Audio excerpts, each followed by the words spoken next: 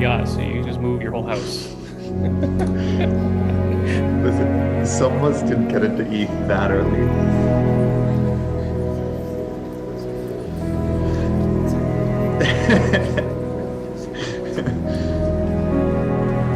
So, Micah, do you prefer Micah or Mika? I don't actually care. My mom calls me Micah, so I will respond infinitesimally small faster. Okay. Okay, Michu it is. Yeah, but will give you a slightly slower response, but you'll get it eventually. It's Michu too. You're being trolled too. Well, I'm just messing with you. I'm just messing. It's Micah. Micah is what my mom calls me, so that is what I respond fastest to. Yeah, she's the authority. So I've been told. That's how I should ask you that question in the future. What is your mom do?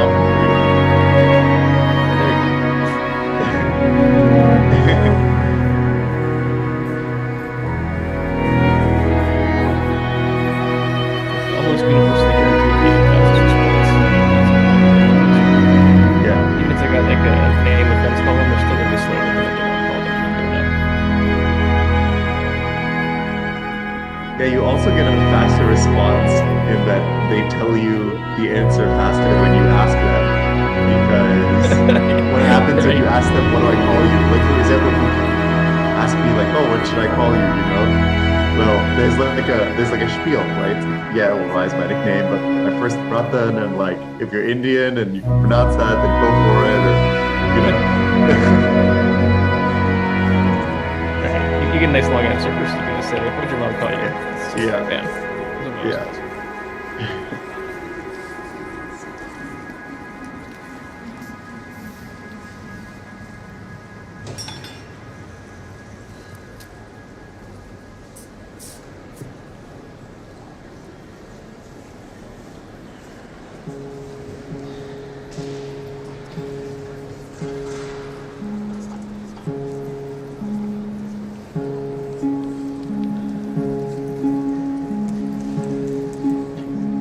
So, Mike, I remember over like the holidays, there was that interesting discussion about where to live. Have you, what's on your short list for like places that have the most desirable properties in your mind? Space. Wait, I guess your short list is very short because you're fine. Yeah, so my problem is like COVID turned everything upside down. Like I had a nice list in my mind. I was like, okay, I run a lot of research, figured it all out, and then I watched like every country, just do the most insane things. I'm like, oh my god, I don't want to live in a country that's really bad for people. And then that happened in every single country in the world. like universally, they're all bad. And so now my short list is zero. So just kind of a yacht, I guess. Buy a boat and just go out in the middle of the ocean. Get some Starlink or something. Interesting. I was reminded of it because I read the most recent Astral Codex 10 about Prospera, this like charter city startup thing in Honduras, and I was like, oh, I wonder if this has any of the properties that Micah wants. So they made some sacrifices that I understand why they made, but it kind of knocks it down my list of where it would be. For example, they allowed Honduras to maintain their criminal justice system.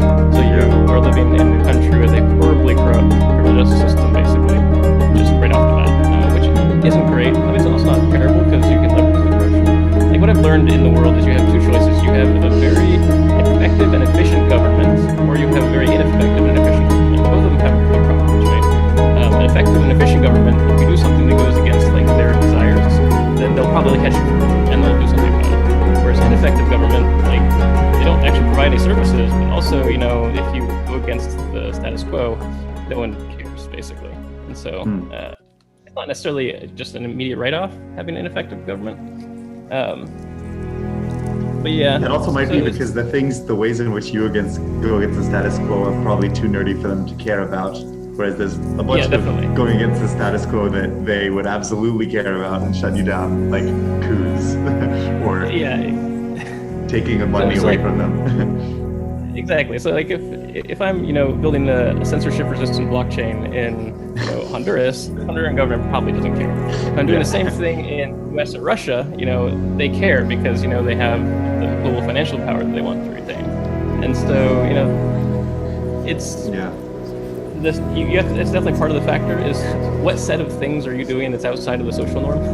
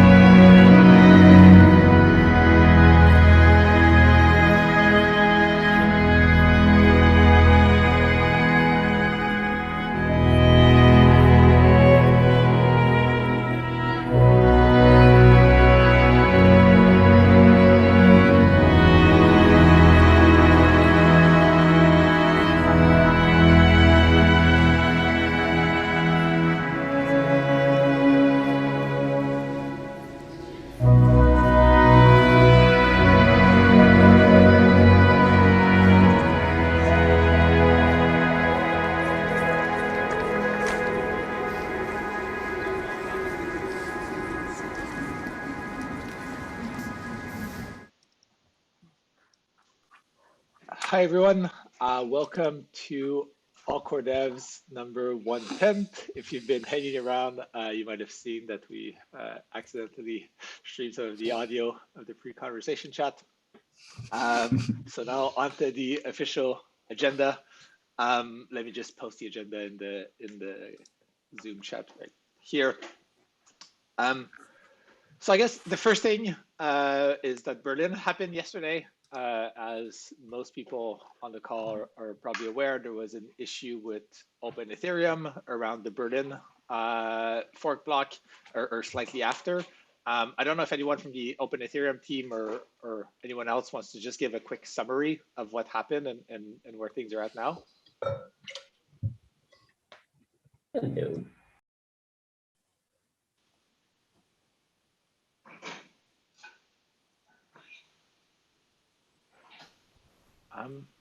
Did you have someone in particular in mind? No. I'm trying to look at the screen. Is there anyone from Open Ethereum on the call?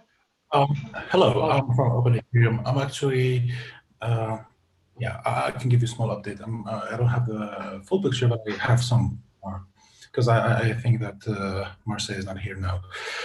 So it seems that we had a bug in the way we implemented 2029. And it was addressed. I mean, thanks for everyone in the community for helping us debug it and helping us with fixing it. And yeah, we pushed the fix to 3.2.3. Should be now publicly available. We have made a postmortem today, and we will be publishing a written postmortem for the community, most likely next week, with all our conclusions and findings. So, yeah, that's, I think, the message that I have right now. Yeah. Sorry that I'm late. Basically, sorry if I'm iterating again what Karim said, but yeah, we noticed, basically everybody noticed yesterday that Open Ethereum didn't had consensus error and couldn't propagate one block. We investigated with the help of basically everybody from other client teams and even Ethereum. Guys came to help, and we're very grateful for that. Thank you. It was concluded that one transaction basically wanted to access precompile address that is BLS12. In our chain spec, that precompile address was disabled. Basically, block is put to something in the future, and it had different behavior than it had on the test specs that basically was removed there. And then that transaction wanted to access those that particular precompile address. Basically, it because of 2929, it calculated gas differently than it should be. And that's basically what happened is we got different result than all other clients. Fixes made in 3.2.3, and seems it worked. Basically, yeah. Additional to that, we noticed that. Yeah, Martin. Yeah, Martin was the one that found the problem, and thank you very much for that. No worries. He is the one that was fast and created the bug fix. Yep. Yeah, I just wanted to add, like, from a process perspective, like, what can we learn from this? I just post-mortem on like larger level. So first, I thought that this was an oversight in the fuzzing, and then I realized, or rather, Wei Tang pointed out that this would not have been caught in fuzzing. This could not be caught in fuzzing because it's more of like this edge case where the chain config, the Open Ethereum chain config, how it interacts with the EVM consensus engine, basically.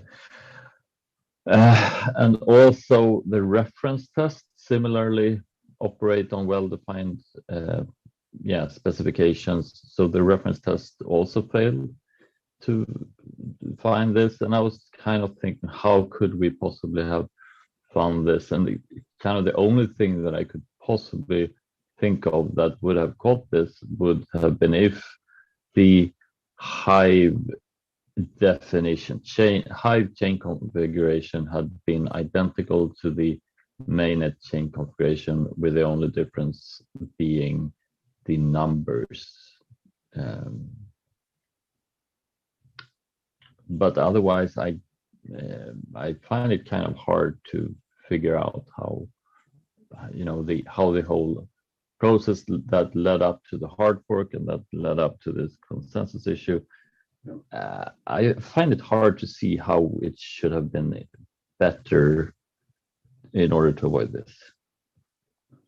Problem, basically, what I see, we thought that disable precompile is same as remove precompile, and that was not the case. Disable, I mean, just put some block in the far future. And that was the oversight, and that's why, that's why it is different. Chain spec was different between testing chain spec and the mainnet chain spec. Yeah. Yeah. I'm not sure how exactly we mitigate that a little bit better in the future. Just to be, other than saying just be a little bit careful. Yeah, I think there's one more thing that we can also take away from this, and it's that in order to debug things when they happen, it's very good to have tools that enable a node to import, to like forcibly import and trace a non-canonical block, which was previously rejected. Yeah. Tooling or procedure, this is something that we should really look at it, because it would help us. We relatively quickly found the problem. You relatively found the problem, but that was just a happy coincidence.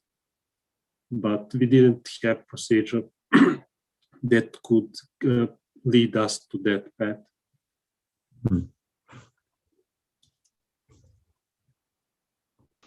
Kareem, I see you have your hand up. Is that related? Yes, so this is also something we kind of discussed today when we were doing our postmortem. Perhaps we can create like a little working group where we define a set of integration tests. So all the clients actually talk to each other through a public API that is completely language agnostic in which they're implemented. And we might have some sort of a staging environment that is perhaps a Kubernetes cluster where you just swap clients before releasing them and have this sort of a certification process before actually marking a client as ready for a fork, so that at least we know that all the clients run against a given set of tests, and whenever something like this manifests in one of the clients, then we would just add a test case for that and we run it again against all other clients. So is that, I guess what I'm trying to understand is how is that similar or different to what we have with Hive? I'm not very familiar with Hive yet. Yeah, so what we have, this thing we call Hive, it's on hivetests.ethdevops.io. It takes, well, I think 4 clients. Each another might get an open Ethereum and executes all the state tests on them. Basically, start the client, import all the blocks as RLP, and checks if the latest block after this import step is what it is expected to be in the blockchain test. And Hive also has, I mean, there are other tests as well that test the ETH protocol, that test the GraphQL implementation, if there is such. Yeah, it has a lot of things. And what you're describing kind of sounds like something which could be done in Hive. Although I wasn't really, I didn't really understand if you were talking about specific like debug analysis calls, or if you were talking about testing in general. I was talking about testing in general, just to have, so each client has their own set of tests. So if we sort of delegated all that integration testing to one repository where we combine all those tests together. Yeah, I think that basically is Hive. I'm going to put the link. Well, I'm sorry, I'm not really much aware of it. I'm kind of new to this ecosystem, but yeah, that was my suggestion. Yeah, no worries. But I've added a link in the All Cordev channel. Reach out to me and or Felix if you have any questions about it. I'm happy to talk more off channel. Sure, thank you. Thomas, you had a comment? Yeah, sure. I think that whatever environments we define, they will always end up having some configuration elements that will not be consistent with mainnet. Even if we shadow the mainnet, there'll be something with chain ID and it can still make a mistake. So what we did when we had an issue with the config file compared to the code used for testing, that was from Murgash Seer, sorry, where we actually had the block number read properly in the tests, but not from the config. What we did was spend a lot of time adding internal Nethermind specific tests for the config file formats. And we've added that for like literally for all the config files that we ever use for different networks. We make checks if we accidentally didn't commit the modifications from like dev tools to the production, if we didn't make anything unexpected. Some crazy sad tests that are like thousands of lines long that confirm that the tests, that the configs are tested in 2 or 3 different ways for everything like this. And I think it's really hard to do something like this for all the clients, because there will be always something client specific, and it's a matter of just like adding all of those config tests, and you will still, I'm pretty sure that we missed a lot of things, and it's just adding it and starting to treat those configs as something particularly critical. And just example, it helped us a lot probably in many situations. Like we discovered many times the things that we missed, and they actually broke those tests.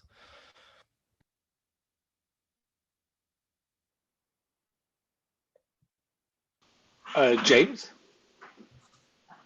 Yeah, I just wanted to like take a second and say that of course that it's not ideal for bumps to happen and things for issues to come up while having a hard fork, but it's also important that like the issue is handled really respectfully and responsibly, and it's something I really admire about this group, and something that I think makes us really resilient in how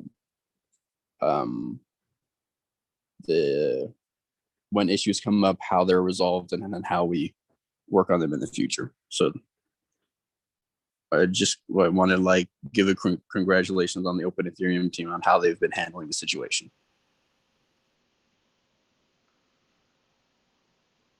Yeah, agreed. This is never fun when it happens, and it's good that we were able to get it fixed in just a few hours. Yeah, and the way we've been able to come together and have cross-team help on the issue, all of that stuff is really more important that exists than there is no issue.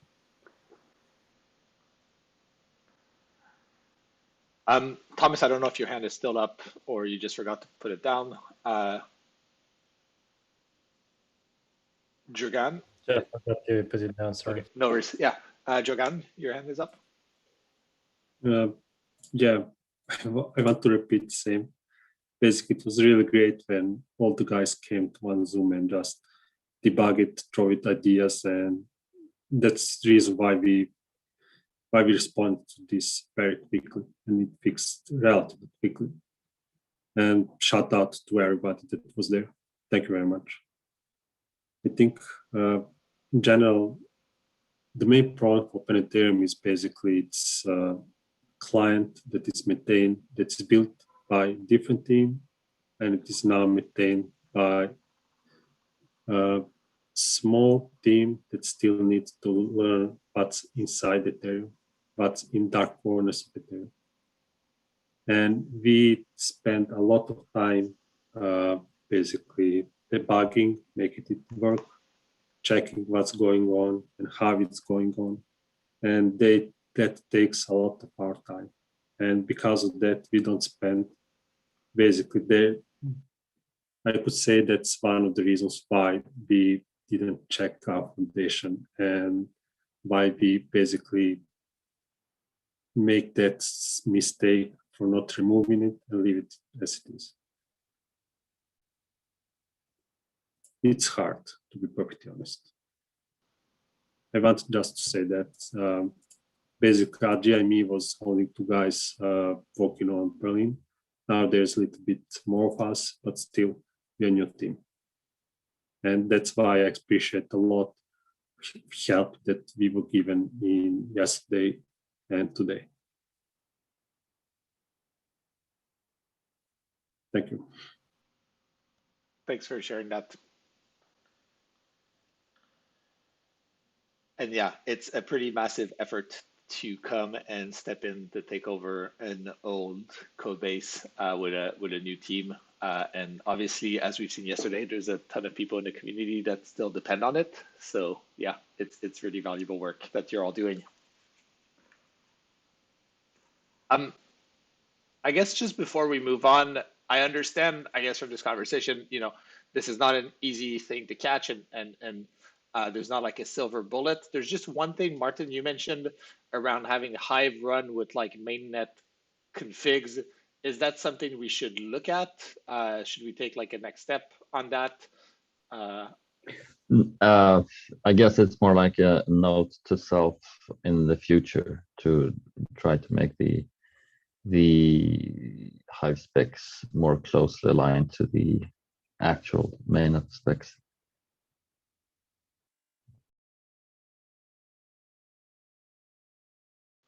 Got it. And I mean, that's something that we just fixed in Hive, and yeah, it's not a biggie. Cool. So yeah, thanks for that. Pooja has already put together kind of a draft public postmortem, so not necessarily from like Open Ethereum's perspective, but just from kind of a broader perspective. When the Open Ethereum team has theirs, I'll make sure to link it in there. And I'll also make sure to write down the idea around just the Hive specs so that we at least have it written down somewhere. Anything else that people wanted to bring up regarding the issue yesterday, or just burden in general now that it's deployed? Yeah, from Open Ethereum side again. Yeah. I think one guy from the get noticed that we were not sending a typed transaction in the proper wire format. And in 3.24 version of Ethereum, this is fixed. This bug is something that we should, in the future at least, should be able to catch. It was basically wrong formatting on the output of new transaction. But yeah, we only noticed because it is on the mainnet.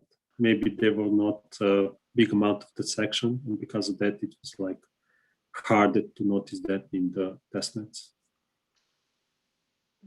Got it. But either way, yeah, this is fixed in the new client, So the new version. is the version I think you put out yesterday was 3.2.3, right, with the hotfix? Is that version still safe to use, or just I would recommend users to go to the next version, 3.2.4. It is created last evening, yesterday, but we publish it today.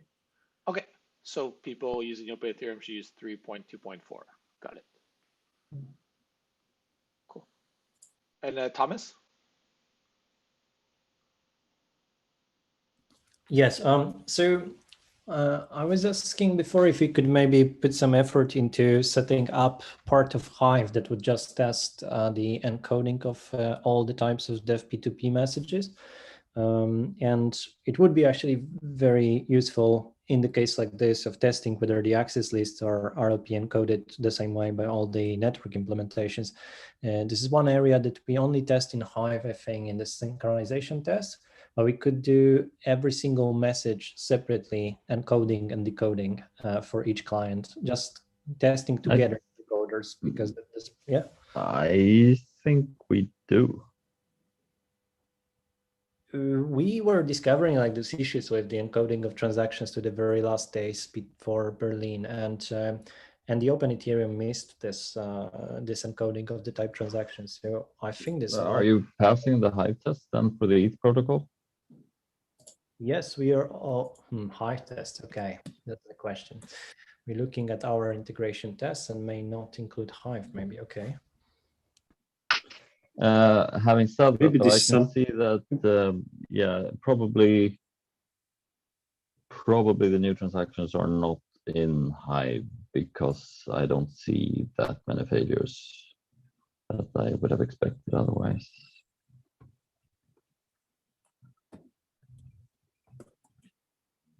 Yeah, what happened in Open Ethereum, I switched one part of the broadcast section properly, but another part was still not properly concatenating new intersections. Yeah, so there is a failing Hive test in for Open Ethereum, which is called test transaction propagation, and it errors on some unexpected message.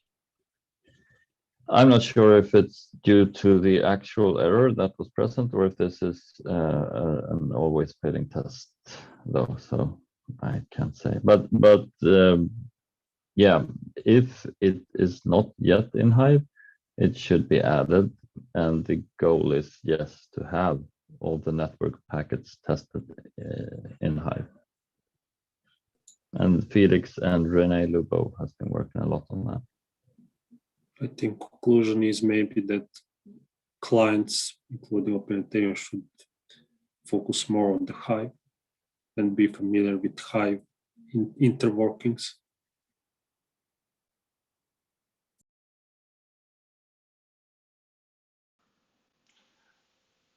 And one more just comment from the chat I'll highlight is the idea around having a standard tracing format. So I think that's something that caused an issue yesterday because different clients use different traces.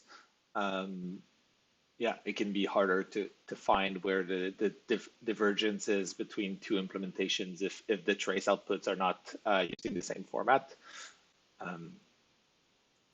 Yeah, wait, so there is a standardized trace format that Martin pushed really hard for every client to have. Which one is that? Is that the opcode trace? So yeah, the opcode trace, and I think the parity virtual machine, they have this switch std-json, I think it is, which means that please output in a standardized JSON. But I'm not sure if the actual block processor supports tracing in that format. But yeah, I would say that we have a commonly defined standardized opcode format. And does OE hold on to the bad block as well, so that you can easily get at that trace? I know that Parity implemented that back in the day. I suppose you guys still have it, but I'm not sure. I need to look.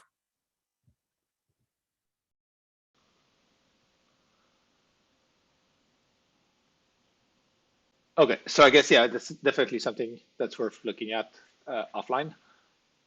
And then, yeah, Thomas, I see your hand is still up. Is that still an accident, or do you have a final comment?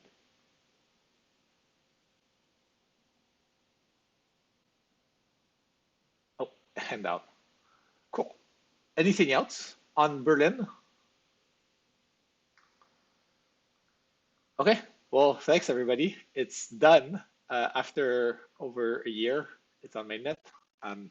So it wasn't the smoothest deployment, but at least we got it. Next up, so I just wanted to get updates from different teams about London. I know we have the Alute, I hope I'm pronouncing this right, Alute integration network. A couple client teams are syncing to it right now. I believe the Get fork is syncing, Besu is syncing, and Nethermind also is. Did anyone want to give kind of a quick update of where things are at there?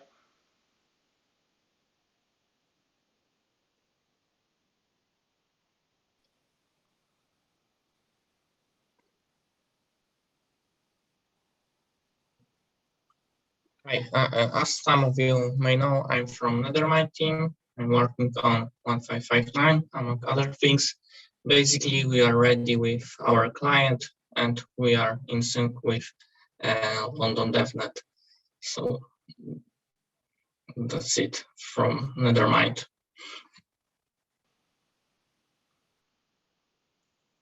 And I guess what do people feel is like the best next step here? So I know that in the Discord there was a lot of conversations around JSON RPC handling. Do we need more time to kind of set those endpoints up and just make sure that all of the 1559 stuff is exposed properly? I know that on the previous calls we've talked about, potentially having another DevNet once 1559 was kind of implemented and fully spec'd out. So I guess what do people feel is like like the next step here? Should we look at adding more stuff to a new version of the DevNet, or should we take another 2 weeks to just make sure that like the JSON RPC stuff is all well handled? Yeah, and that it's just more, I guess, more ready before we add any other EAPs?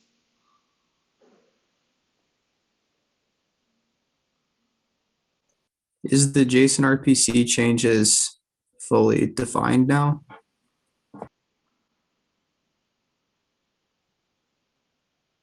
So Not that I've seen. yeah. I think my understanding is that most things would continue to be like optional fields. There was the one outstanding question I know at the top of my head is how to bring the effective gas price to the transaction object. And we could either have effective gas price as an actual element or just replace gas price with it.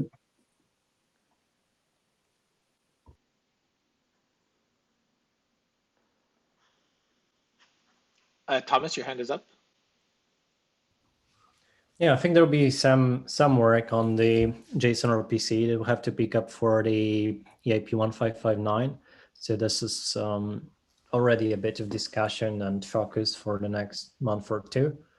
And when you think about the current set of changes for the July and the amount of preparation from the community, from the tool creators, it would be very reasonable to actually suggest even now some dates for July for testnets and or maybe even start with testnet. One of the testnets, early testnets in June, set the July date for London and let all those people work against those dates and have very clear planning for when they have to prepare the tools, the wallets, the JSON RPC integrations, and so on, instead of adding things. And then we'll be able to use the remaining EIPs and start talking about them for Shanghai or after.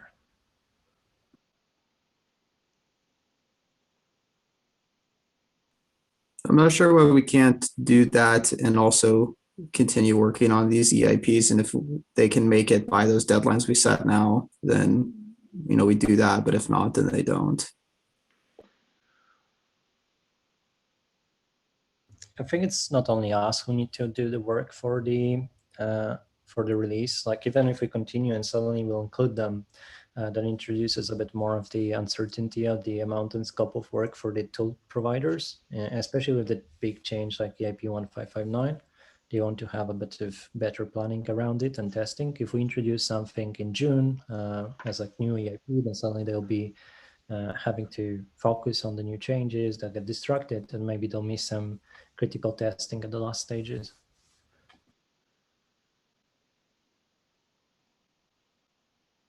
And so I guess just to make it a bit more concrete, this was a bit farther on the agenda, but we do have like kind of a list of EAPs we've been discussing over the past few weeks.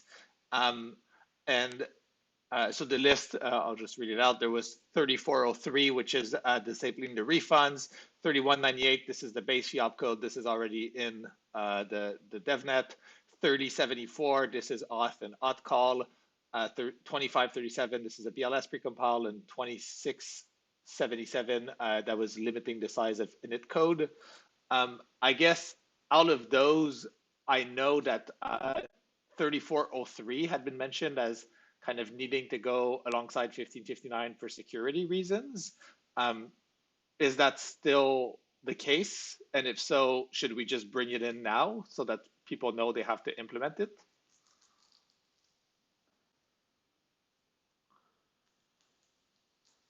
William, you have a comment? Yeah, specifically regarding the 4x security, previously we agreed that with present gas limits, brief spurts of 4x throughput would not be an issue, but the concern was raised that miners would increase the gas limit in London to minimize the base fee, perhaps to an unsafe level. The initial proposal to fix this was to hard code the block gas limit.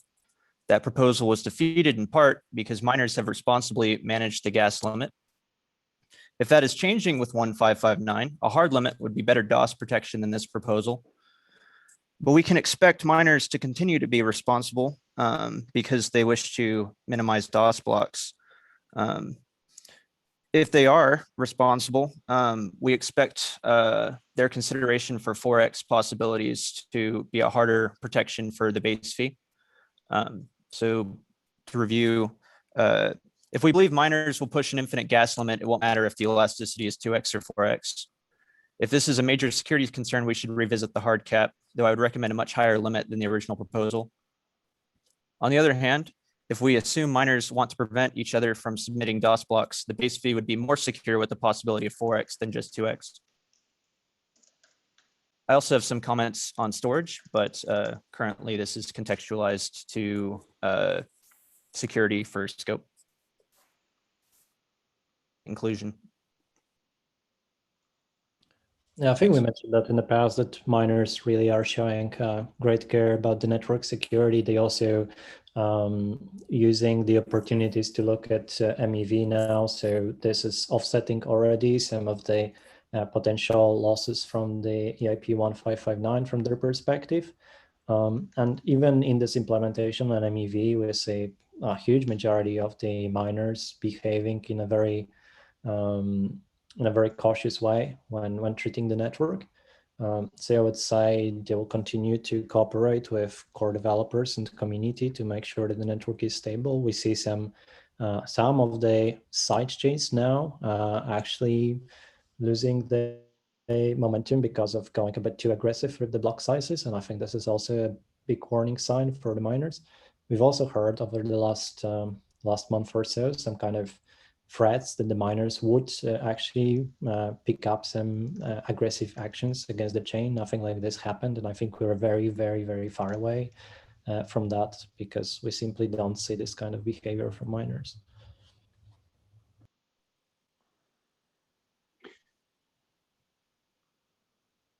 So I guess. So, Oh, go ahead.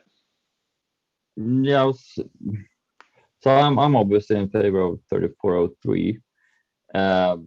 But not only because, I mean, I don't see it as, I'm not sure if it is security requirement for 1559, although I think it probably is. I also think that it is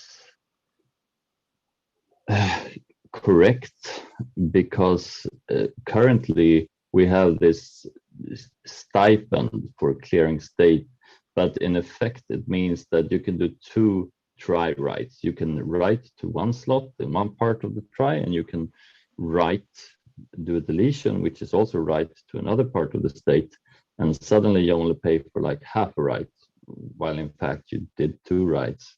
And resource wise, it's two writes that is going into the try that the node has to deal with. So this stipend that we're giving for delete writes, yeah, it causes this skew between the resource expenditure and cost. And I think the benefit of having this, the perceived benefit, was that it would, yeah, we wouldn't have as much state bloat. And I think it's not fulfilling that. So therefore, we should simply go ahead with 3403 and remove this resource imbalance. I think that Peter Szilagyi was the one who first connected 1559 with the refunds. I don't know if you have anything to add to this, Peter. No. No. So the gas pricing for storage is before my time.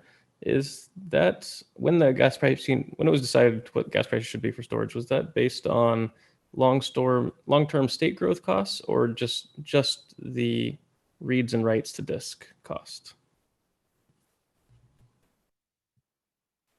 or some combination of the two? Do we have anyone from that time here? Could you repeat the question? Maybe. So storage has two aspects to it, right? There's the long-term state growth, and as state gets bigger, things kind of deteriorate in various ways over long periods of time. And then there's also the immediate cost of when you write to state or reads from state, you have to do a disk access, and that's expensive. So there's the short-term immediate costs, like the operational costs. The cost of an S load and an S store is that just the short-term operational costs, or is it just kind of trying to represent the long-term costs, or is it some combination of the two? So the cost of an S load was intended to represent just the short-term operational cost. The cost of an S store was intended to represent the combination of the short-term operational cost and the growth in storage for an archive node. And then the 15,000 penalty for filling U slots is obviously just for increasing state size. Gotcha.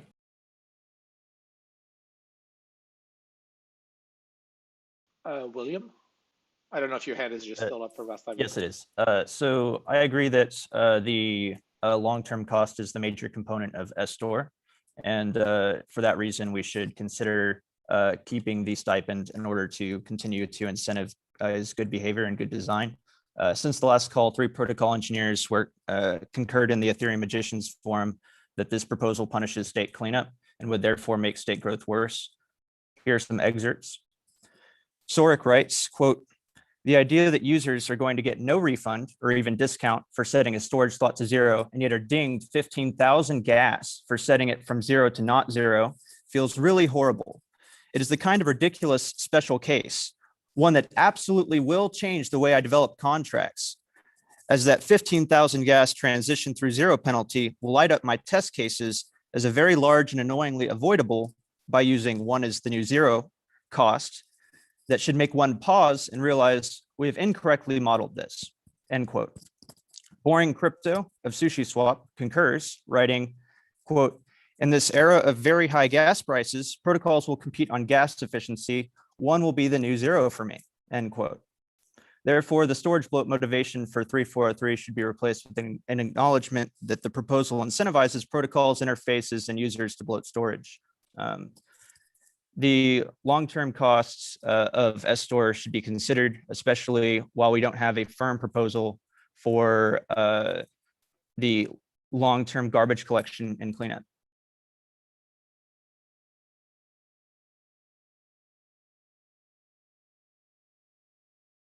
Thank you.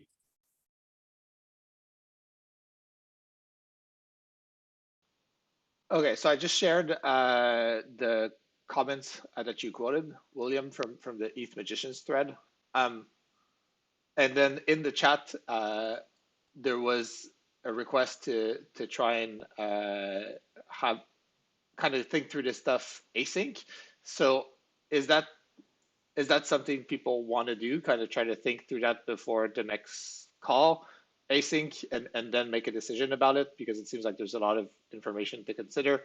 I remember, Martin, on the last call, you said the implementation of this is quite small if we actually want to do it. So if there's been new comments from the community, as there seems to have, yeah, maybe it makes sense to just take 2 weeks to think about that one and then come to a decision.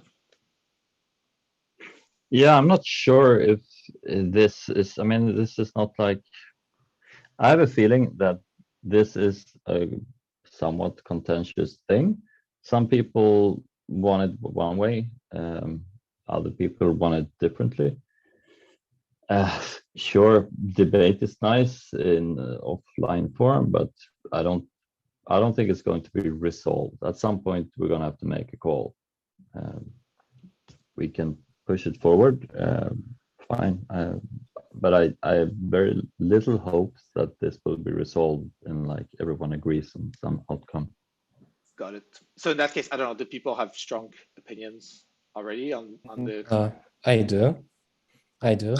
So what we are seeing right now is, and what we're seeing live is extensive lobbying by certain people, like the gas token businessmen, who don't want to see their old precious business model turned to complete garbage. I don't think we should pay attention to it, and we should just proceed with as planned.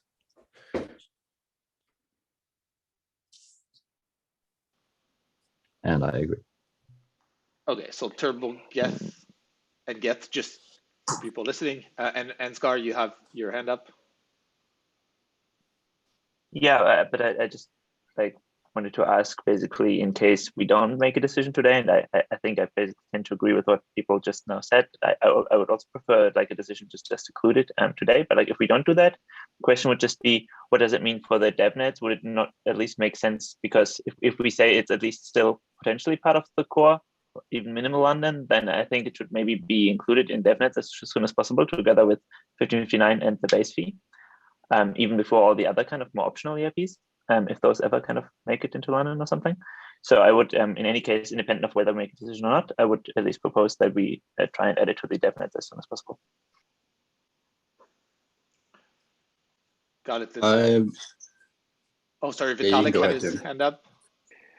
No, I just wanted to make a comment that just reminds that like whatever choice gets made on the 3403 issue is just inherently not permanent, just simply because of the state expiry roadmap. That's at least my understanding is likely to be one of the top priorities after the merge, is going to reform state into a structure where like state being removed is not really a concept that exists anymore in any case. And so like basically the costs of making the wrong choice are not that large. And if you are a contracts developer and you optimize for the present reality, then and you optimize for the post-London reality, then just keep in mind that it's very possible that after 1 to 1.5 years, the incentives are going to change again.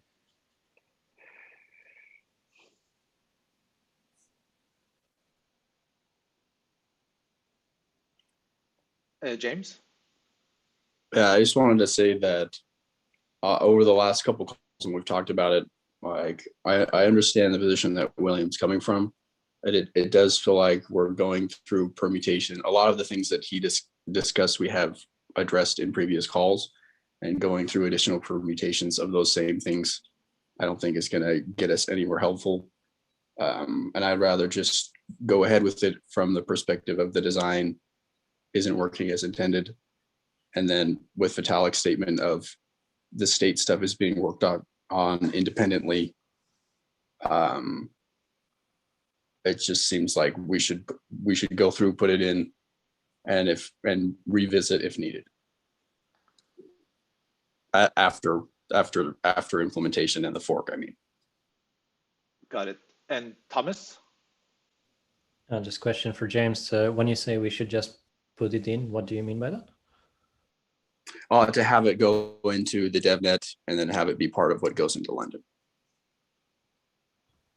So I'm against, because this is particularly contentious one that people will need to change the tooling, change the trading strategies. As William here, right? Like he's fighting for the cause of like something that they've built over the Ethereum, right? They're Ethereum users, they're part of the community. There might be some more people that are trading around this gas. In a way, they want to prepare as well, right? So we can actually communicate that we come with this change. And if we have the DevNet, which is very operational, if we actually proceed with it that smoothly, then having the date set for London already for July, we can be so sure that we can deliver everything quickly, that we can set the next dates for August or September. It will be probably much smoother process. And if we start pushing more and more things, then it may be that everything will together come on in October, which we want to avoid. Yeah, and it's worth highlighting.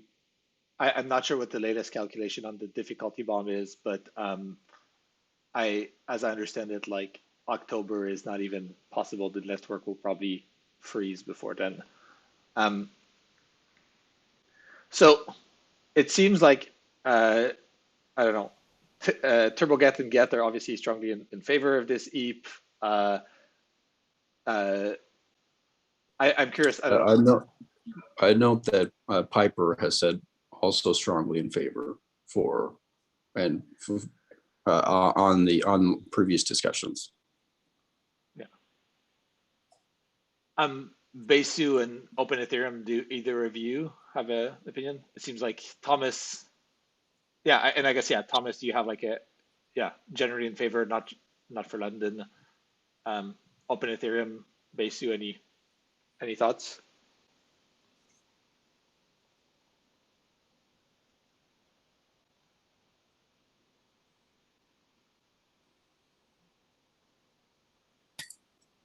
Yeah, from the Ethereum side, yeah, removal of this should be perfectly fine. Basically, we are in favor of this IP, 3403. But as Thomas said, should we push it for London? Or maybe we can.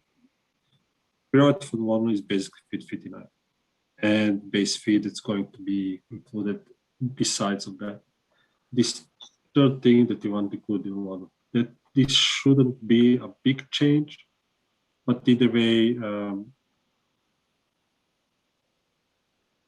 yeah, maybe we can plan it for the London, but if something happens, we can just remove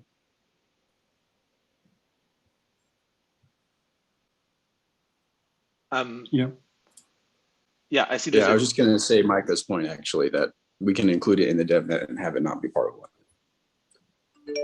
Yeah, that should be fine. And I see Martin Koppelman. I hope I got that right. It's on the call. Do you have a comment? Mm-hmm. Yeah, I just wanted to bring one perspective on this issue. I don't have really a strong opinion, but yeah, I definitely also want to show the perspective from a smart contract developer. So I saw as one of the reasonings to remove the refund is that it was not used. So basically that I mean, of course, it's a gas token, but contracts didn't use it in the way as intended. I can say from our perspective as smart contract developers, that simply really took years. So basically, in the last years, it was not that important to optimize for kind of a little bit of gas. So obviously, in the last half year, it became really important. So when we designed our last contract that was written like roughly half a year ago, we definitely tried to fight for every bit of gas. So what I'm saying is those contracts were written half a year ago, then, well, it takes audit, bug bounty. So those are the contracts we see deployed right now. And then we will see only the effects over the next months. Or I guess what I'm just saying is the effect of smart contract developers and seeing things eventually in production on the chain takes quite a while. So I would definitely expect that we see more and more contracts that are heavily now making use of, well, deleting unnecessary storage. Yeah, if I can add to that. Sure. And someone was ahead of me. I don't want to over stress, or I don't want it to be too much focused on this thing that, oh, contract developers are not doing it right, because that may be an unfair description.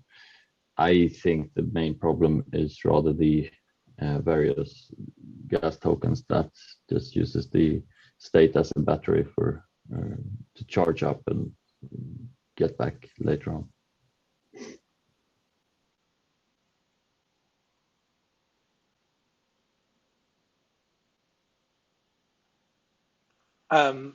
And then, there's a comment from Gary on basically that if we include it in the DevNet but not London, we might open the door for another BLS precompiled type of issue where we don't all remove it at the same time. And yeah, Artem, James, you both have your hand up. Do you still have comments on this? Yeah, so basically we are not aiming for London, but then we are aiming for the merge right after London, which I think I said it before, but if we're not aiming for London, then we're aiming to bury this EAP effectively. We must aim for London. Yeah, I guess I do think that's a fair point. That if, say, after London, there was not another hard fork with EAPs activated, Thomas, would that change your perspective or not really? And that's what I was mentioning, that we need to have the clear list of the upgrades, Ethereum upgrades, including the merge and how the timeline looks around the merge, because exactly when we mentioned the merge as the main focus, and we see it happening now. I mentioned that everyone will suddenly start to push so hard for their EIPs to be included in London. because we kind of created this scary environment that if they don't include them in London, then they'll come after 6 or 8 or 9 months. So I want to avoid it. I want to say, okay, the merge will be the focus. It's already being the focus. But in parallel, we have the list of Ethereum upgrades that tell us where we put the IPs that don't go in London. And they should be listed either in Shanghai or Cancun. I would say move them to Shanghai, show the plan that we actually can move properly with things that we've already tested, with the things that we've already prepared for the last almost a year with EIP 1559, and we can set the dates for July. It will increase the confidence in the ability of smoothly delivering the network upgrades, doing the devnets, use all those improvements that we've done, and also will show people how they deliver the remaining EIPs, whether security related, improvements around products, and they'll start to think, okay, maybe it's not after the merge, maybe it's in August or September, October at most.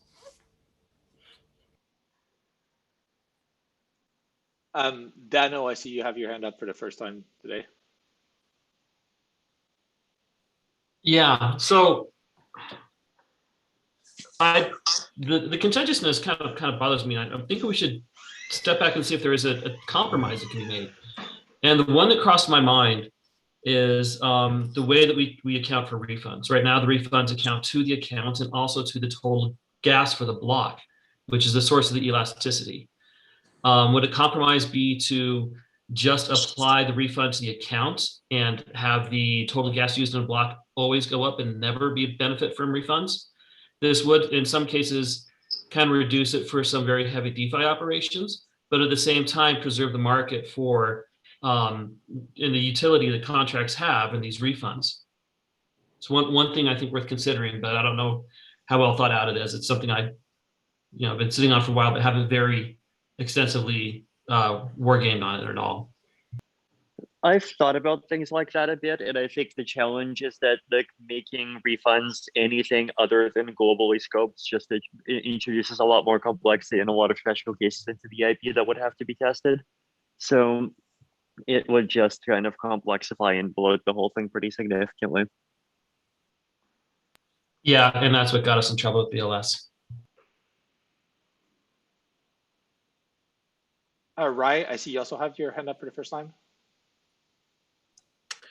Yeah, I was just curious because I don't understand it fully, but do gas futures with the introduction of base fee, do those help with there being less of this battery usage of the state? Or is it equivalent in some sense? There'll still be just as much state claimed. I can answer that. So being in the market making for gas price, largely the motivation is to increase the throughput during congestion. The motivation for using them, specifically gas tokens. So if you're using them in that context, then the futures market isn't going to help you. It's going to perhaps allow you to speculate if you aren't using it still, but if you are, it's not going to help you. That's all. Thanks. Yeah, I think James, then Ansgard, and Artem. I just put my thought in chat of that Thomas's plan works if Shanghai is an EIP fork and then the next, and it happens in the fall.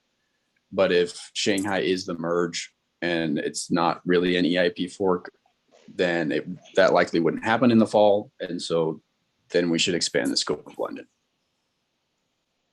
And I'm okay with either of those plans. I feel like we need to converge on one of those two tracks. I mean, there is also just the third track of like just being willing to wait wait a year for EIPs because none of them are that critical, which is the Ethereum ecosystem has been willing to wait a year for EIP for pretty much all of its history. Yeah, that's fair. I'd agree with that. That's like the third track. I feel like we should just we shouldn't focus on the merge too much. I mean, there's not a lot concrete at this point. How how exactly it will look like. Like we don't have the finalized EAP for the merge for all the interactions between the beacon node and the Ethereum 1 node. I think we should introduce like at least one hard fork between London and the merge. And if we want to stagger EAPs, if we don't want to include everything in London, fine. But we should still consider EAPs before the merge. Ansgar? Yeah, so I just wanted to maybe kind of like talk a little bit about timelines here on this question. So I think we all agree that we'll have to have London in July, right? Because the difficulty bump. I mean, of course, details yet to be seen, but roughly July or something. I think the latest is like August, and maybe in August the bomb goes off a little bit, but it's not like the first steps of it are not too bad, and I suspect September is definitely too late. Yeah, I see. Yeah, okay. So okay, there might be a little bit room. Okay, that's good to know then. But that basically, like, with regards to this plan of a potential feature fork between now and the merge, I think, like in my view at least, community sentiment seems to be really to have merge as soon as possible. And I mean, maybe as soon as possible means that there's still room for a feature fork before then. But if there isn't, I don't think like the community would prioritize feature like another feature fork if that were to delay the merge. And I think at least right now the merge is still exploring if like a merge late this year would be possible. I'm not sure like it will be, but like at least it's still an option. And later this year would mean something like probably late November at the latest, right? Not to get into the holiday season. And so then if we have the merge fork in late November and we have like London in July or later, I just don't see how a feature fork would fit in between there. Like I just even like in the most optimistic case, I just don't see it. And so if of course the merge were to come and say like we won't be like ready before, let's say, Q1 of next year, right? Then we could kind of like see about the feature fork. But like while November or something is still a possibility at least, and we would not be willing to compromise on that just for a feature fork, I feel like a planning with feature fork just isn't realistic. Yeah, thanks for that. I'm not sure who was next between Thomas, James, and Artem. So. My hand was just up, so I will. Okay. Oh, Thomas, there's just all right. Well, one thing that we don't discuss is that if we add the EIPs to London now, this is exactly the moment when we started seeing momentum around the merge. The core devs already started looking at it. Actually, it almost feels like the fact that we just delivered Berlin and that the London is so well defined and so well tested already allowed the core devs to start looking at the merge and making the progress. We already see the implementations, discussions, we already see the calls. So adding EIPs now to London will actually start causing the delays on the merge itself. Yeah, and I think one point, that I also want to touch on based on that and what Artem said earlier about the merge not having EAPs and whatnot.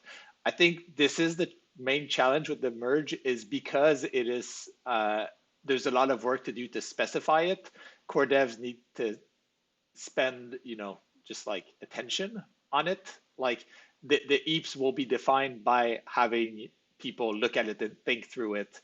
It's not just going to be, a set of EAPs that come out of nowhere that we all just implement. We kind of have to do this work to spec it out. And that obviously takes, time and resources. Yeah. Micah, you have your hand up?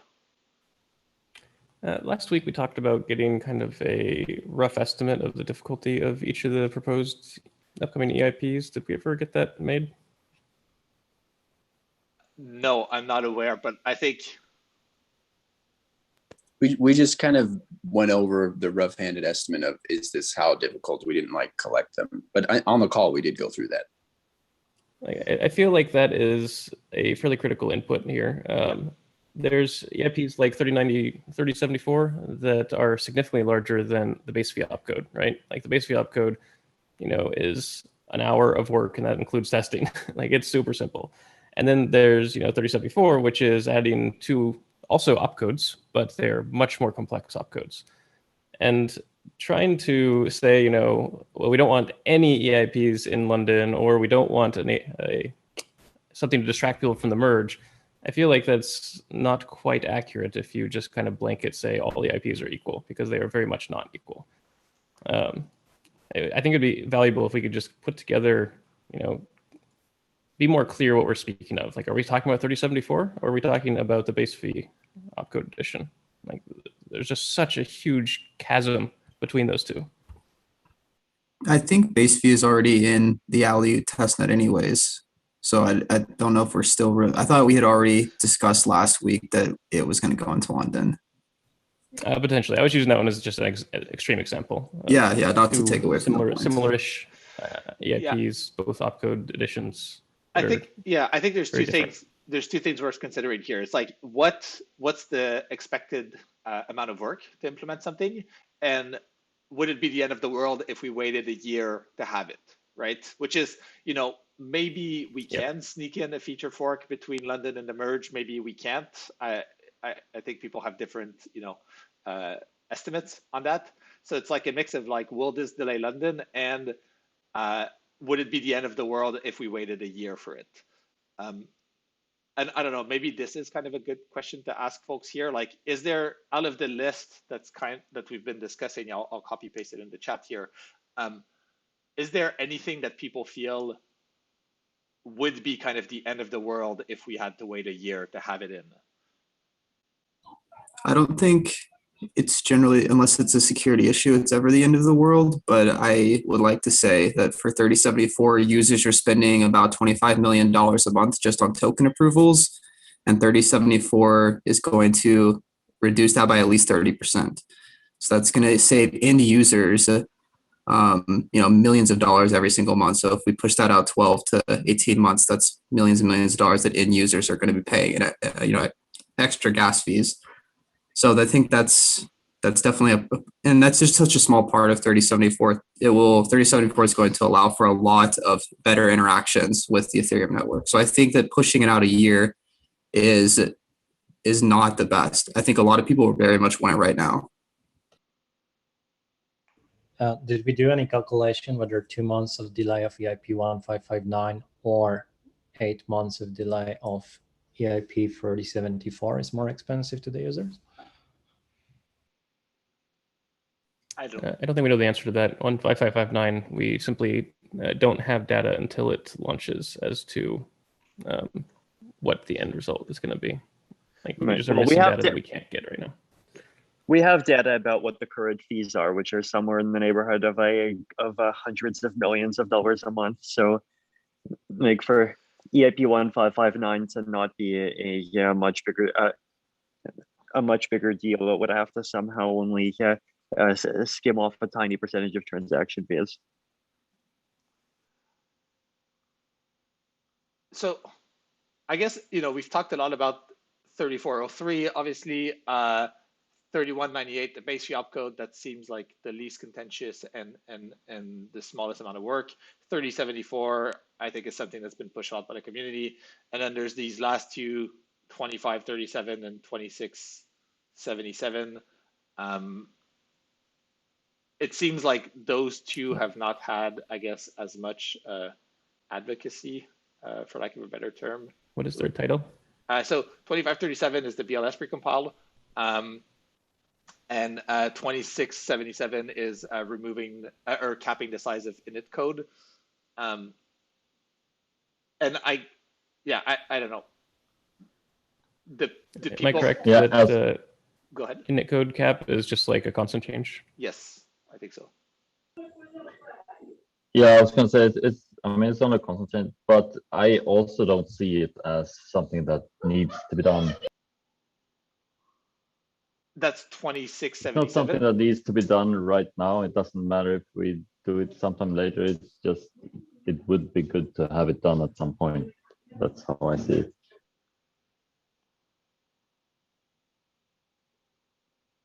Oh, Micah, your hand is still up. Is that an accident?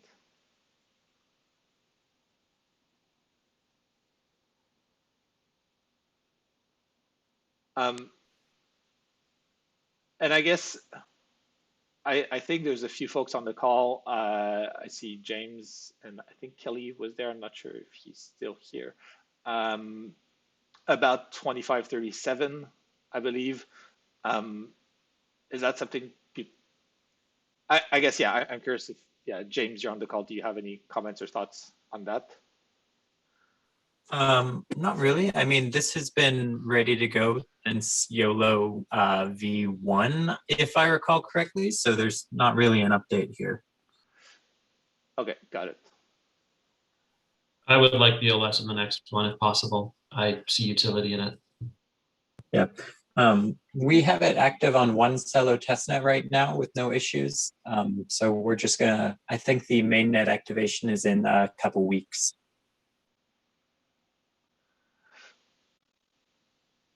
Got it. So just, I guess, walking back also to the timelines for London, if, say, you know, the latest we could have it, call it, is like August 1st to be safe, that means we probably want to have the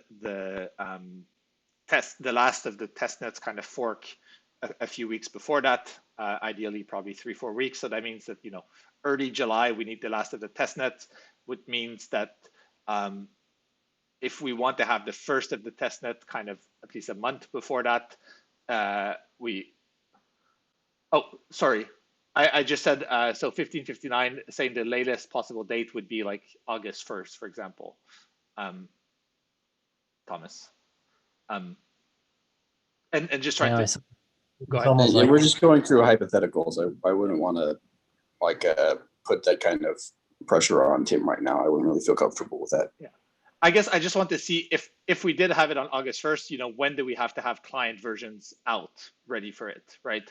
Because assume you have it then, it's like you want 4 weeks probably of testnet because this is like a huge change. And then you want to fork, if we fork the testnets against one by one, that's another 3 weeks. So, you know, you're at July 1st for like the last testnet fork. Then that means you're like the first week of July for the first testnet fork.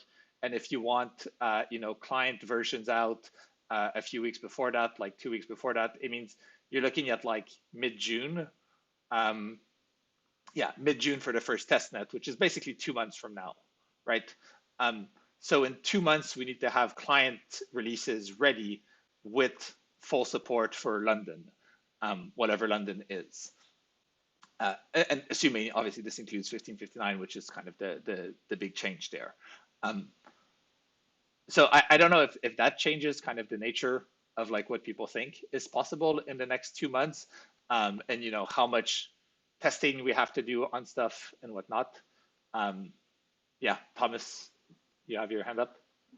I think from EIP 1559, it would be best to ask the Open Ethereum team how they, how much effort is there remaining? Is it already fully implemented, or because this is one place where I think EIP 1559 was least tested, and it also defines like how much capacity is there on Open Ethereum.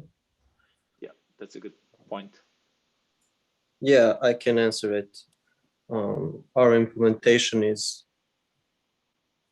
I can say, 90% finished. We are in a sync with DevNet. But yeah, we have a lot of additional work to expand the RPC endpoints, to work on some improvements on the transaction pool, for example.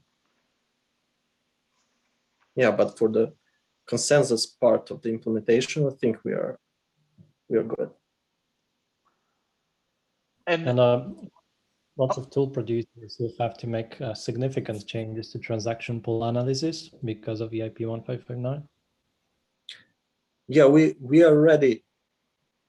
We implemented the changes for it to work with the 5059, but yeah, we have some additional ideas how to improve the performances and so on. So at this point it works, but it could work better. Got it. And just to ask, did you also implement the base fee upcode? Because I know, or I guess. No. Okay. No, we're still missing it for the DevNet. Yeah, but anyway, it syncs with it. Okay, and I guess the reason I'm asking is because that's clearly of the other EIPs, the one that's like the smallest amount of work that's already implemented by everybody else. So would you have any issues bringing that into London? Would it change? Would it make things harder for you? I would say no. Okay, so this, I guess that's probably one easy one to make a decision on. Does anyone disagree that we should have, now that we have it in London, does anyone disagree that we should have the base fee opcode? Or sorry, now that we have the base fee opcode in Aleut, does anyone disagree that we should also bring it into London if it's not a significant amount of work for anybody?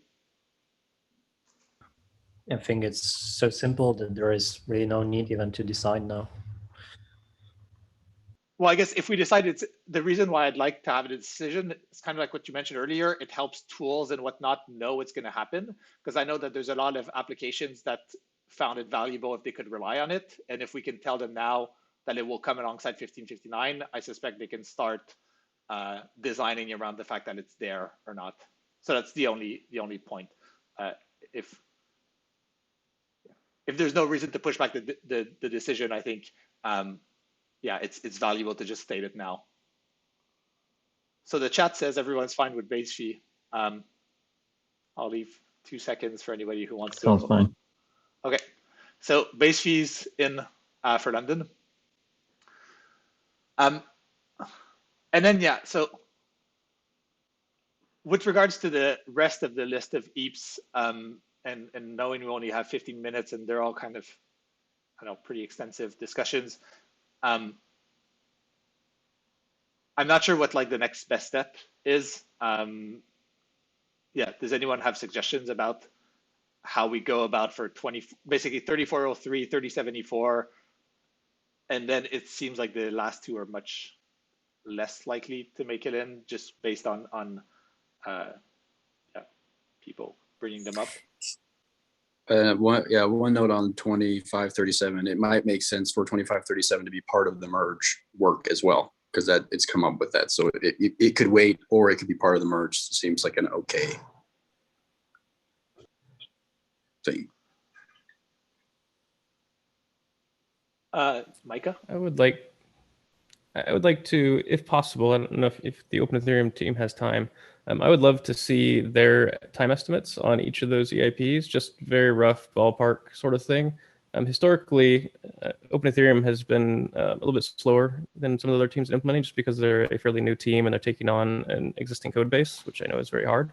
And so I suspect that in the end, they're going to be the decision maker here as to how difficult each of these things are.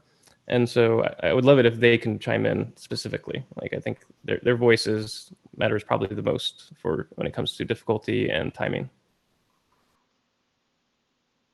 And that can be done async. Like, just I would love to see, just on each of those EIPs, someone on that team to say, we think this is 3 weeks of work. We think this is 2 weeks of work. We think this is an hour of work, etc.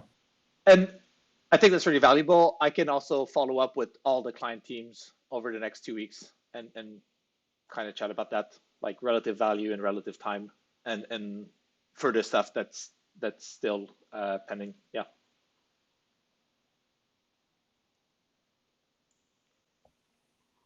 Can we spend a few minutes and talk about 3074? Because I think we talked about removing the refunds quite a bit this call, and there is a lot of community support for 3074. So it would be good to, make sure the expectations are being set correctly.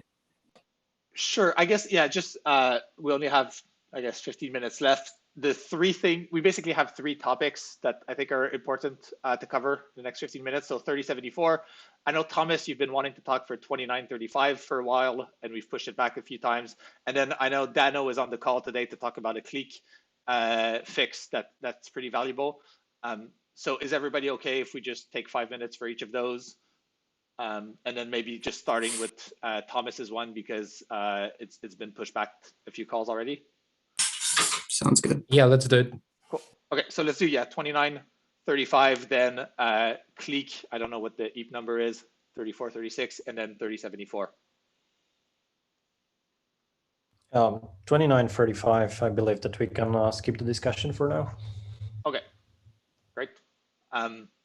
Do you want to put it on the next call or not? I would put it after the London, for the discussion after the London. Okay, cool.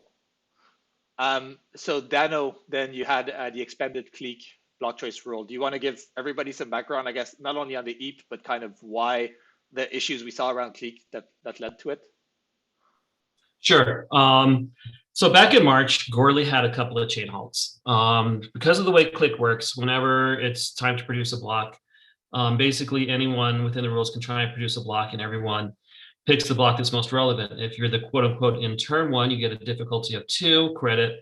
And if you're out of turn, you get a difficulty of 1. So the situation that the Goerli network was in at the time is they were not, they did not have all of their validators on. So there were going to be blocks that weren't going to have in-turn block producers. So there is no strict, it's not like an IBFT protocol where you let someone propose and you wait for them to propose and validate it. Everyone just puts one out on the network when they feel it's appropriate. And there is a recommendation that there's some sort of random delay, and some clients are better at implementing than others.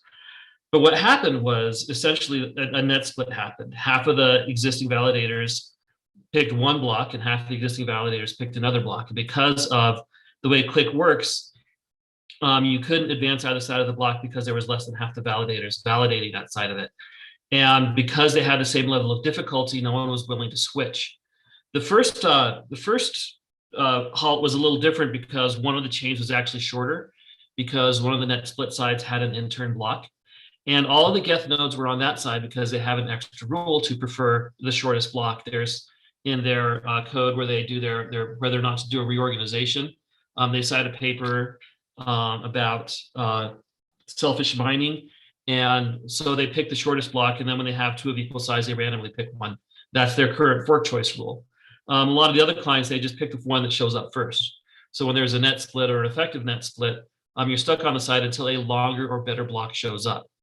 So the way that, so the first net split was fixed by another miner showing up and producing on the block that everyone coalesced around and then progressed. And then there was another split of equal length and equal weight. And so the Geth nodes were on, some of them were on one side, some were on the other. So what I propose when it comes to click and click only is that there are a few specific block choice rules that go on when you see multiple equally valuable heads. Of course, the number 1 rule is always pick the blockchain head with the most total difficulty. That's not changing. The second rule would be to pick the one that's the shortest. Geth already mostly has it implemented. And I think if we even went there, we would get a lot less blockchain halts. But that's not enough because we halted again with equal length chains. So the third and fourth rule are designed to fix that. The third rule, you decide based on who is either closest to in turn or furthest from in turn. It really doesn't matter as long as everyone picks on the same side. And someone producing a block that is both in turn and earlier than the other, everyone prefer, and then the chain wouldn't halt and they would go down and pick that chain. There is at least one client, however, that will produce multiple blocks off of a previous head when they see that they can't produce them. So the last rule is to take the hash of the block, convert it to a UN256 and pick the block with the lowest number. That should prevent all chain halts at that point. So mostly this call is to get a call for discussion. There's an Ethereum Magicians thread or in the EIP threads themselves to discuss, are these good ideas? Are these bad ideas? Should we have the other click chains implement these rules or not? Besu has a PR that's under review that implements these to do the various rules for Besu. So, I don't expect a decision today. Mostly this is a call to encourage people to go to the Ethereum Magicians thread and discuss it, say good idea, bad idea, whatever. And I'd like that, some participation before I move it into last call. Yeah, so I happen to have a significant input in this one, but generally in the positive, I'm a strong supporter of what Dano is suggesting. So because I was participating in the early Gerli setup for the multi-client testnet, I was actually part of the team that was resolving those issues live on the Gerli testnet. They happened 3 times. And after second time, me and Afri were building, Afri started and I later expanded the simulation tool that was generating thousands of blocks and simulating the behavior of multi-client testnet that was having different block choice rules, and we could very easily prove that this behavior would always happen without the fixes like what Dano suggested. I was experimenting with different solutions of modifying the difficulty calculations, like difficulty numbers from 1 and 2 to 3 and 5 and 3 and 7. These were improving the behavior of the network, but it was just improvement by like it was happening 4, 5, 6 times less often. And also I was implementing on Nethermind some kind of hacks to help the other clients resolve the issues when they were happening. So we were pushing extra blocks, like forcing Nethermind to mine on different branches than the ones that Nethermind was choosing. And while they were resolving some of those issues, we had one very serious one, probably around 1 or 2 months ago, when we got stuck for a few hours with Garley Network. And what Dano is suggesting, I was analyzing that behavior as well, and I think it resolves all those cases in a most lean, clean way.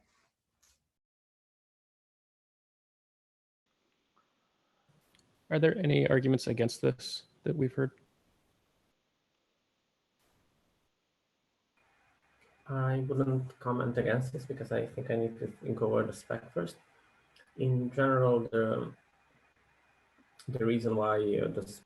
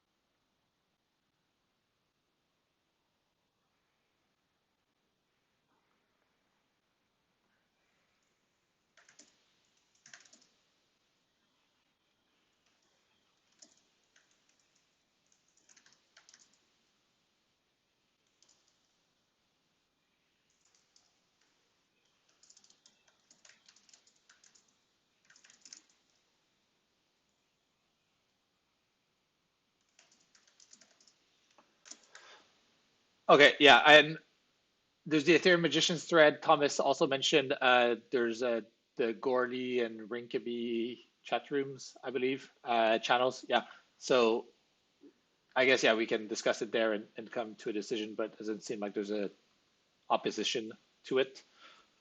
Just to be mindful of time, I guess we're gonna probably have to go over a little bit. Hopefully people can sound maybe 5-10 minutes. Sorry about that. Yeah, Litecoin, do you want to give a quick update on 3074?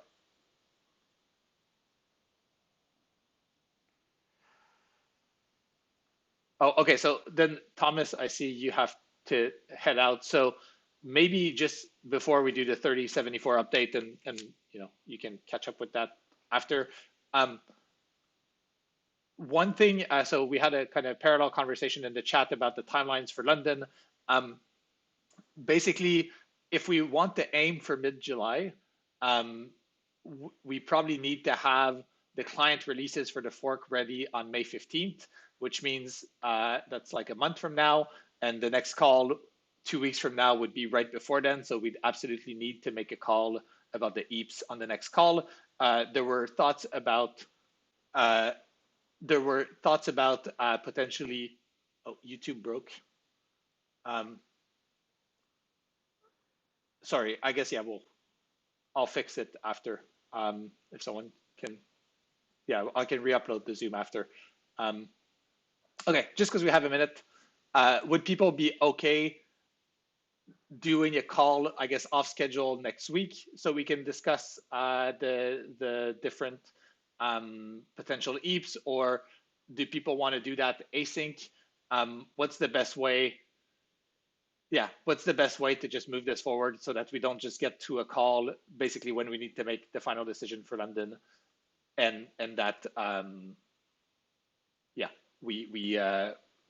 it's just too late.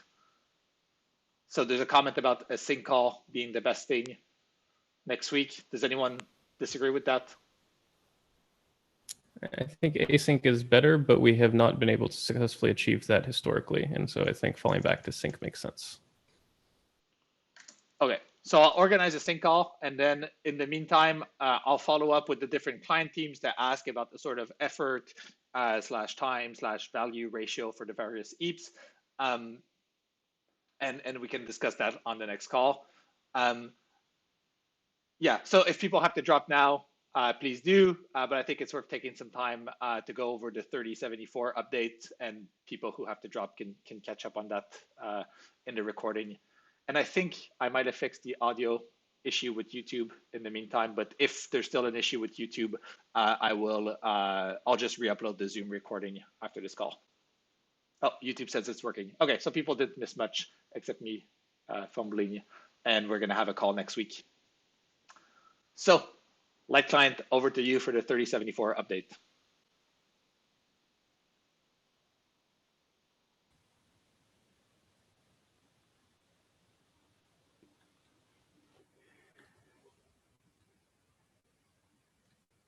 If you're talking Light Client, we can't hear you.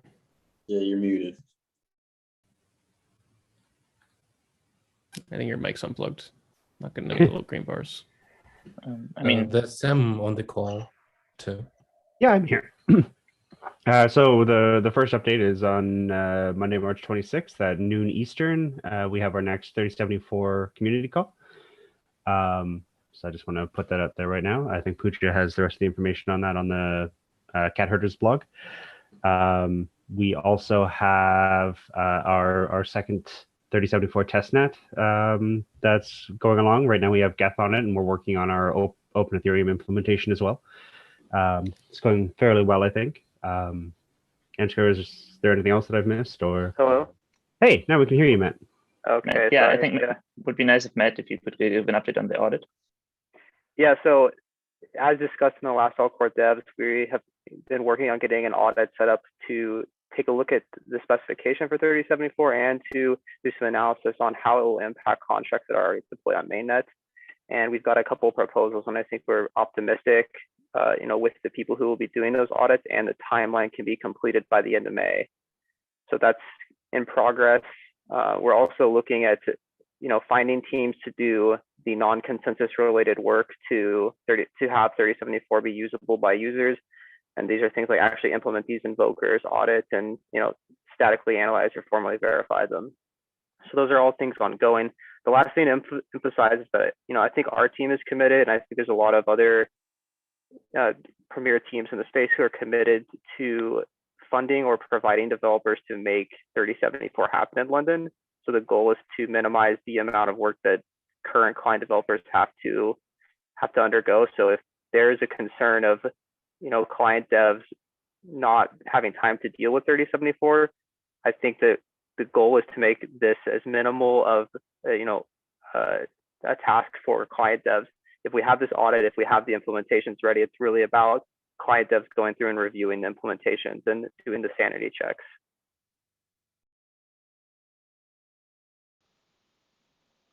I know we don't have all of the teams on the call, but in general, are people opposed to, say, putting 3074 into a DevNet pending the results of the audits? Because it seems like the audits will come in basically once everything has to be done, right? Like we can't wait for the audit to come in, digest it for 2 weeks, and then decide to implement it. It's almost like we need to implement this and then rip it out if the audit, highlights some severe issue. What are people's thoughts on that? I don't really care whether it goes into testness or not. I just want to signal that I'm still at this point mostly negative personally. Got it. Okay.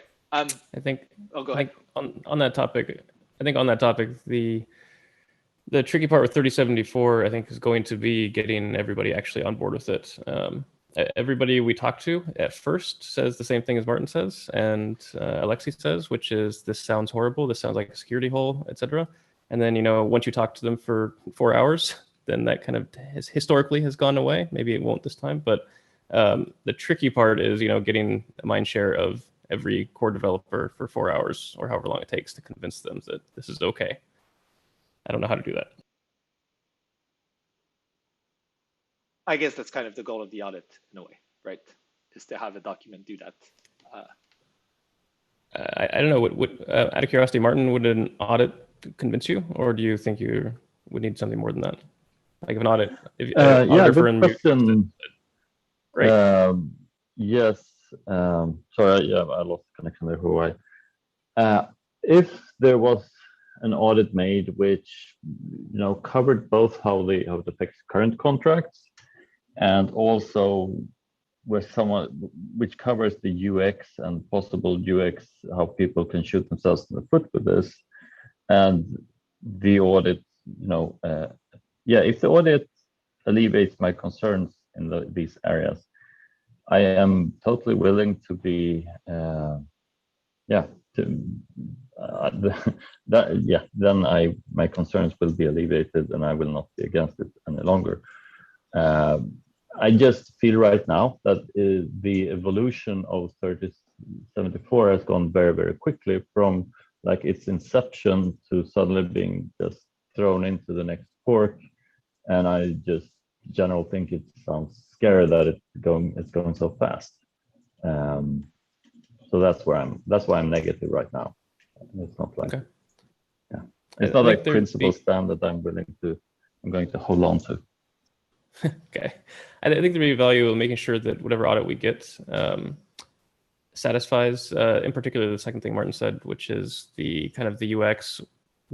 Make sure the audit report or whatever we have, the outcome from that, very clearly shows that these are the new ways you can shoot yourself in the foot, and this is why they're okay, or this is why it's okay, or this is why those things aren't actual, issues or whatever.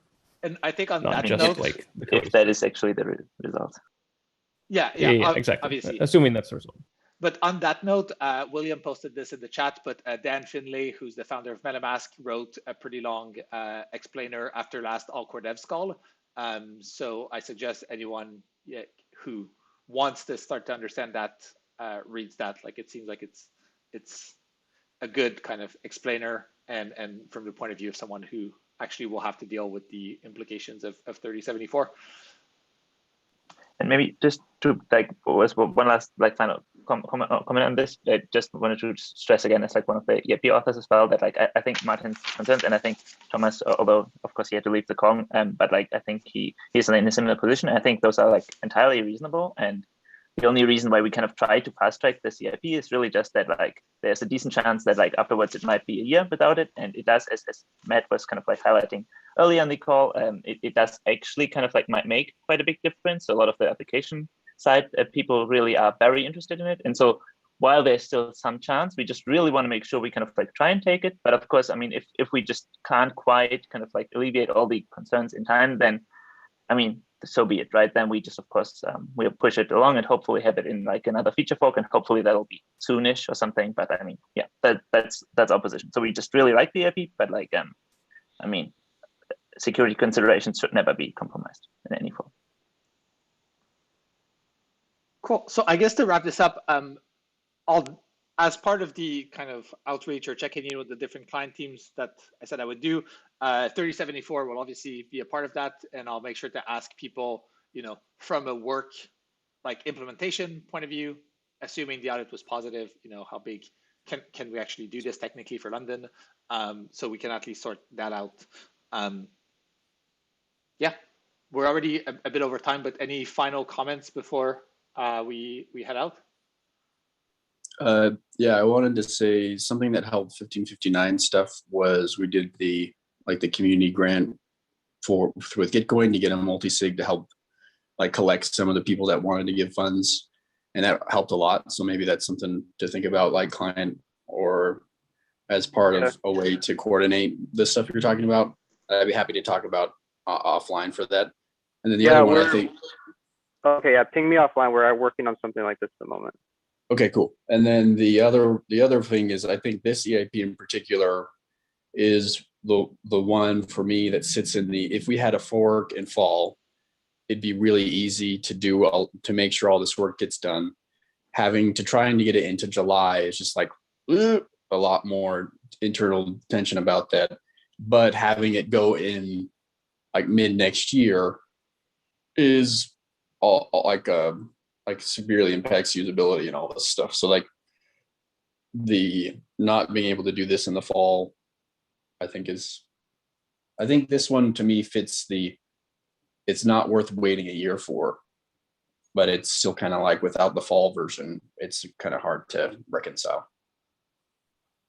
Yeah, I mean, last closing comment for me is, you know, we talked to a couple dozen of the most prevalent DeFi ETH UX tooling teams, people who users are interacting with, and we are positive on pretty much every single one of them. And we're looking to raise some money just to show that it's not just positive in words, but they're positive, that they want to, you know, put money to support the development of 3074 or some derivative of that. So that's in progress, and you know, our team is always available to discuss any concerns related to the ETH. Cool. Well, thanks everybody. Appreciate folks staying on, and I guess yeah, I will see you all next week to follow up this conversation. Cheers. Yeah. Bye. Thank you. Thank you. Bye. See you guys. Bye. Oh, thanks everyone.